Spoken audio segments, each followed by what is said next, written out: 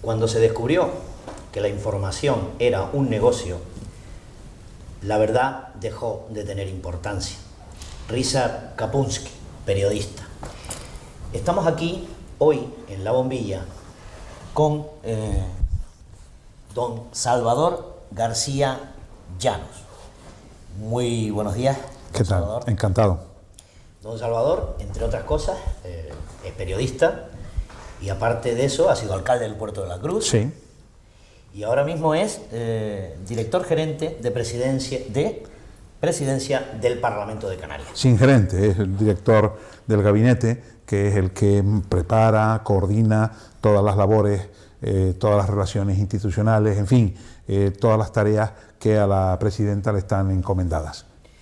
Muy bien, aparte de eso, usted ha sido nombrado hace poco presidente de la Asociación de la Prensa de Santa Cruz de Tenerife. Correcto, sí.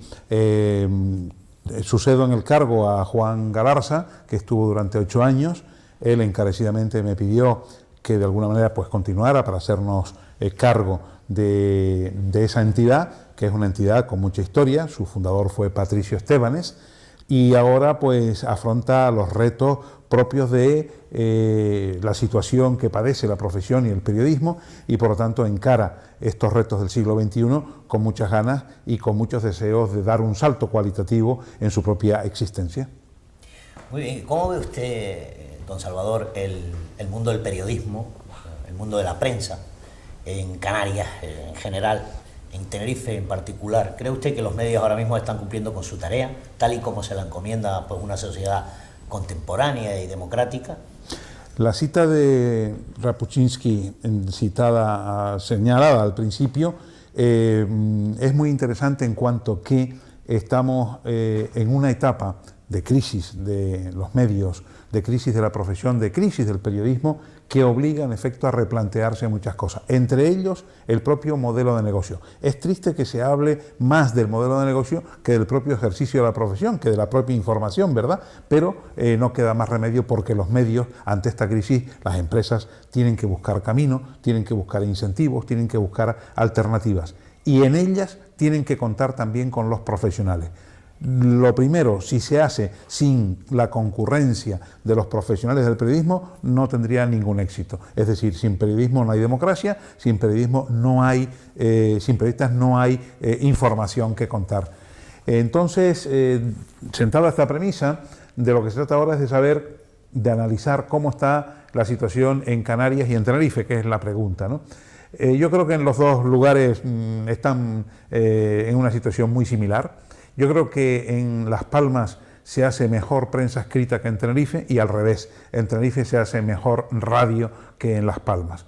Pero bueno, dicho esto, que no es más que una apreciación, digamos que en los dos lados los medios se encuentran con dificultades para poder subsistir. Tal es así que tienen que recurrir a ingresos extra, suplementos, regalos, con los que hacer atractiva para la población la venta, especialmente de las ediciones impresas.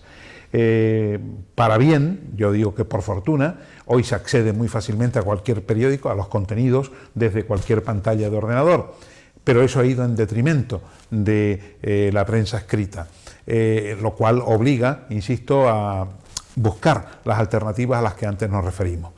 Yo creo que la profesión atraviesa esas dificultades de una etapa desconcertante. No puede negarse que han desaparecido cabeceras, programas, títulos de espacios, y por supuesto han perdido mucho trabajo muchas personas, muchos compañeros y profesionales a los que les ha llegado, incluso antes de lo que ellos querían, la hora del adiós del ejercicio activo. Bueno, pues por ello hay que luchar, y en ellas, en estas circunstancias, en estos retos, vamos a estar en la Asociación de la Prensa para hacer lo que buenamente se pueda. ¿Cree usted que la normativa actual que tenemos, la legislación que tenemos a nivel, pues, relación con los medios de comunicación, pues por ejemplo, la ley de grandes ciudades, de grandes municipios de Canarias, pues propicia que en determinados momentos y en determinadas ocasiones, pues por esa vinculación directa entre el gasto de los municipios en propaganda, en publicidad, etcétera, etcétera, se pueda, digamos que, manipular un poco a determinados medios de comunicación? Habría que conocer las circunstancias de cada caso. Yo no pongo en duda que eso haya podido existir, pero hay que probarlo. Y en cualquier caso, si están, digamos, si son prácticas, están llenas de vicios, y los vicios hay que erradicarlos.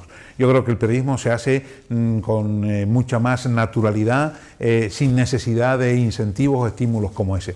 Reconozco que las instituciones públicas deben volcarse para motivar a la ciudadanía a la que se dirigen, para informar.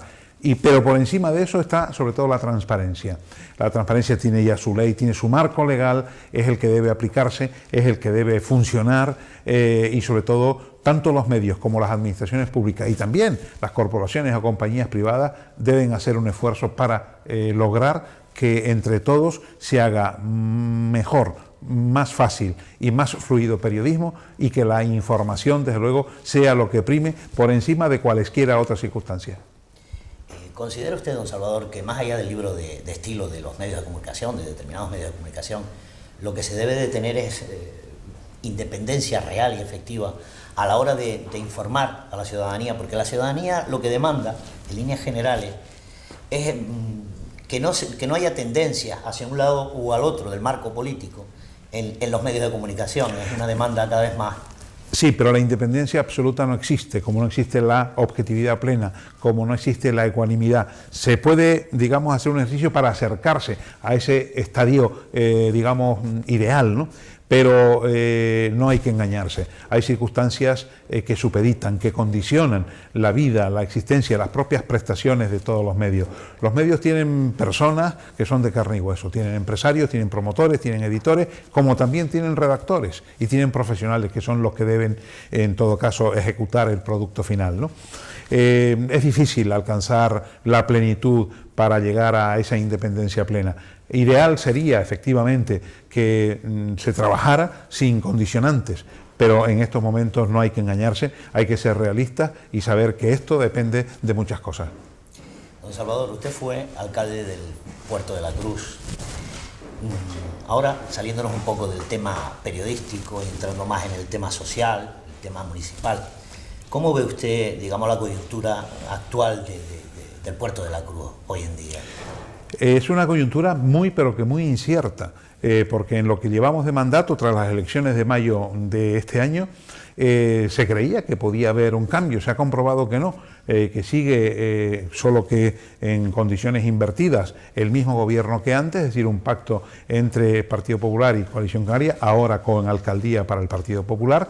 Y esto pues no se ha notado en nada, es decir, la ciudad sigue estancada. Yo creo que falta, digamos, un proyecto, un modelo de ciudad que haga concebir a los portuenses más esperanzas de la que ahora realmente tienen.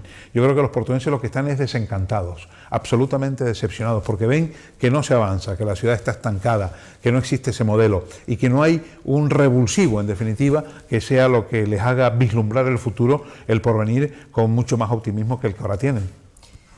¿Y no cree usted que esta coyuntura que usted perfectamente ha definido ahora mismo es una herencia, pues, digamos que de las políticas municipales que se llevaban a la práctica con el fallecido Marcos Benítez? Marcos Brito. Marcos Brito, perdón. Yo, en ese sentido, como soy parte, tengo que defenderme también, porque al haber sido alcalde, pues lógicamente seguro que en algunas cosas incurrí. Quiero decir que no fue, digamos, oro todo lo que dejamos, ¿no? Pero tampoco me arrepiento de esa herencia. Yo creo que ahora mismo, puesta en valor, francamente, comparada con la situación actual, recuerdo algunas cosas que las voy a decir muy sobre la marcha, pero yo fui el último alcalde que rebajó los impuestos en el Puerto de la Cruz. Después de eso no ha habido más reducción fiscal. Yo creo que este es un dato interesante que los ciudadanos deben conocer. Y estoy muy orgulloso de la obra social que llegamos a hacer en La Vera, pero no con un pabellón, no con una obra física tangible, ¿no? Enseñando, inculcando, haciendo vida participativa, procurando que la sociedad de La Vera tuviera, el barrio de La Vera tuviera alternativas y mimbres ilusionantes. Siempre recordaré en una celebración de fin de curso del instituto cómo me presentaron a los 6 primeros alumnos que habían acudido a la Universidad de La Laguna habiendo salido de ese instituto, ¿no? Eso para mí son las satisfacciones que la política embarga. Y por lo tanto, insisto, ni siquiera para mí sería muy fácil, ¿no?, criticar a quienes me sucedieron, porque la verdad que a partir de ahí las cosas han empeorado, pero ni siquiera voy a hacer eso, no lo voy a hacer. Prefiero recordar las cosas gratas o gratificantes de mi etapa. Muy bien, me parece estupendo. Eso le califica a usted. Muchas gracias. Nos parece estupendo. Nosotros, nuestro medio, ha estado muchas veces en el puerto de la Cruz. Nosotros hemos tratado, incluso tenemos una especie de franquicia informativa ya en el puerto, pues digamos que para tratar de sacar a la luz esa voz del pueblo, sí, que seguramente usted estará de acuerdo con nosotros, es muy necesaria, porque el puerto de la Cruz tiene pues esa red clientelar ahora mismo, que digamos que Coalición Canaria se ha encargado a lo largo de los años de ir inculcando en la población. Eso es cierto, no lo voy a negar. Entonces, hay mucha gente en el puerto de la Cruz que está muy desencantada con eso y necesita voz. Entonces, los medios de comunicación, y nosotros hemos sido partícipes de ello, nos hemos, digamos que, introducido ahí en el puerto pues para tratar de dar esa voz necesaria a ese sector importante de la población del puerto de la Cruz que necesita que sea escuchada, ¿no? Me parece bien. Todo lo que sea informar y hacerlo con rigor, con veracidad, desde posturas absolutamente ecuánimes y también plurales, siempre vendrá bien para el puerto de la Cruz y para cualquier sociedad destinataria de ese producto informativo. Lastimosamente, en efecto, la sociedad portuense tiene ese hándicap ahora mismo, que a veces no es que esté excesivamente politizada, sino que forma parte, bastantes personas de ella, forman parte, digamos, de esa red clientelar a la que se está haciendo referencia. Y eso no es bueno, porque primero no se puede depender constantemente del favor de la gracia política y mucho menos depender de la caridad pública. Hay que administrar bien los recursos y no hacerlo jugando con la necesidad de los demás. Don Salvador, una pregunta eminentemente política que le voy a hacer ahora. ¿Cómo ve usted el tema del transporte público en Tenerife? Se lo pregunto porque hay mucha gente en el puerto de la Cruz que está muy desencantada con el último tratamiento que se le ha dado a los vecinos del puerto de la Cruz a la hora de coger una guagua que antes le costaba X, ahora le cuesta X menos 1, pero les incrementa el importe porque en Santa Cruz con ese bono pues no puede hacer transbordo. Yo creo que no es así, al menos lo digo desde mi punto de vista personal y de experiencia. Aquí está mi bono, yo soy usuario de Titsa y usuario del tranvía, y lo que sí veo es que en la franja horaria comprendida entre las 5:30 de la mañana y las 8, el importe del trayecto está bonificado, y luego si se utiliza en la 103, que es la que yo empleo, si se utiliza en el trayecto Puerto Cruz-Santa Cruz, luego puedo tomar el tranvía desde el intercambiador hasta la parada, digamos, del Teatro Guimerá. Yo creo que es una medida, no pensando en el puerto, ¿no? Yo creo que es una medida del Cabildo concebida para incentivar el uso del transporte público. Lo que no estoy tan seguro es de que sirva para aliviar, siquiera aliviar las colas, los atascos de la TF5, la autovía o la autopista del norte. Sí, ciertamente, porque ese parece que es un caballo de batalla que parece que no se puede solventar, por lo menos de una manera tan sencilla, ¿no? Y tiene una solución, en efecto, complicada a largo plazo, porque no se trata ahora de encontrar, por ejemplo, otra vía, un tercer carril del que se ha hablado. Se trata de racionalizar el uso del coche, del vehículo, y esto cuesta, es decir, es una cultura que es necesario, digamos, aplicar e implementar cuanto antes. Las medidas que sean, por ejemplo, esta de la que hemos hablado, pudiera servir también que circulen los días pares las matrículas terminadas en número par. Esto se ha ensayado ya en otras ciudades y en otros países y no les ha ido mal. Lo único que hay que hacer es respetar y, sobre todo, aportar como alternativa que el transporte público sea eficiente y barato. Si la gente encontrase guaguas en unas frecuencias horarias adecuadas y además que no fuesen muy costosas, por ejemplo, la diferencia de precios entre Tenerife y Gran Canaria es sencillamente abismal, pues ahí yo creo que los ciudadanos serían más conscientes y sobre todo más sensibles. Yo creo que las administraciones competentes, en este caso tanto el Gobierno de Canarias como el Cabildo Insular, deben profundizar en esta vía, antes que proponer una inversión costosísima como pudiera ser otro tren, otro tranvía, que uniera Santa Cruz con Puerto de la Cruz, por ejemplo, o la Orotava, y desde luego ampliación de la autopista me parece ahora mismo un disparate mayúsculo, iría contra todo, contra el medio ambiente. Yo creo que más sensibilidad, más civismo, más educación y más eficiencia en los servicios públicos. Muy bien, vamos a hablar un poco de televisión, si le parece. Sí, sí, cómo no. Nosotros aquí en esta comunidad autónoma tenemos nuestra televisión autonómica y la gente, el público en general, se queja muchísimo de que este medio de información que pagamos todos los canarios religiosamente no se utiliza de la manera más ortodoxa posible. Le comento, y usted lo tiene que saber porque seguramente, como está en este mundo del periodismo sí, y de la información, le llega información directa y puntual. Parece ser que la televisión canaria se utiliza como un aparato de propaganda de determinadas políticas o partidos políticos. No debería ser así, desde luego. La televisión pública autonómica tiene otra finalidad. Debería tener, y esto es lo que encerró, digamos, o entrañó su concepción, su creación, es un espíritu de servicio público, que sirviera para no solo ofrecer una programación de contenidos variados, generalistas, sino también para educar, para enseñar, para mostrar a la ciudadanía canaria pues las inmensas bellezas que todas las islas tienen y sobre todo procurar incluso educar a las generaciones más jóvenes en ámbitos como el bilingüismo, ¿no? Otros idiomas, que eso sirva para que los jóvenes desde muy temprana edad aprendan. ¿Qué ocurre? Que en efecto se desvirtúa, se desnaturaliza y hasta se hacen negocios indebidos con la televisión y eso es lo que la gente termina rechazando. ¿Por qué? Pues porque ese medio no tendrá credibilidad, sencillamente, si aprecian que hay sesgo, que hay partidismo, que hay favoritismo. Ahora mismo nos encontramos en una situación bastante incierta, porque a pesar de que el Consejo de Administración de la Radiotelevisión Canaria fue renovado en su momento, pues ahora mismo se encuentra en plena crisis con la dimisión de una de las componentes de ese Consejo, que no sabemos si va a tener incluso continuidad con otras, ¿no? De manera que en los próximos días debemos estar atentos a ver cómo evoluciona.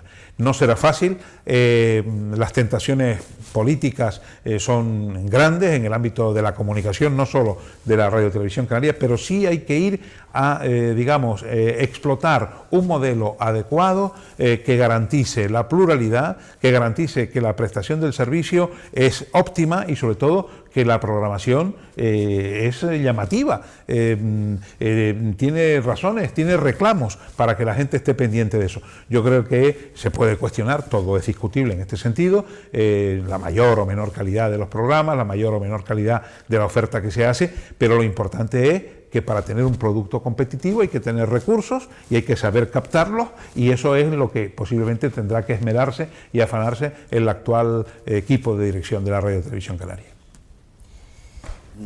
Al igual que en la política, es positivo que haya pluralidad en los medios de información, también es positivo que haya pluralidad. Sin pluralidad prácticamente es imposible, ¿no? Mientras se respete, en fin, las representaciones, y sobre todo el hecho noticioso, eso hay que procurar estimularlo en todos los sentidos. Le hago esta pregunta porque siempre es que hemos visto o vemos que determinados medios de comunicación pues no tienen, digamos, ese auge, pues por falta de recursos quizás, y otras veces pues porque hay presiones políticas que les impiden a lo mejor afianzarse o establecerse de una mejor manera. Por lo menos nos da esa impresión, no sabemos exactamente si eso obedece a ese aspecto o quizás haya otro tipo de coyuntura.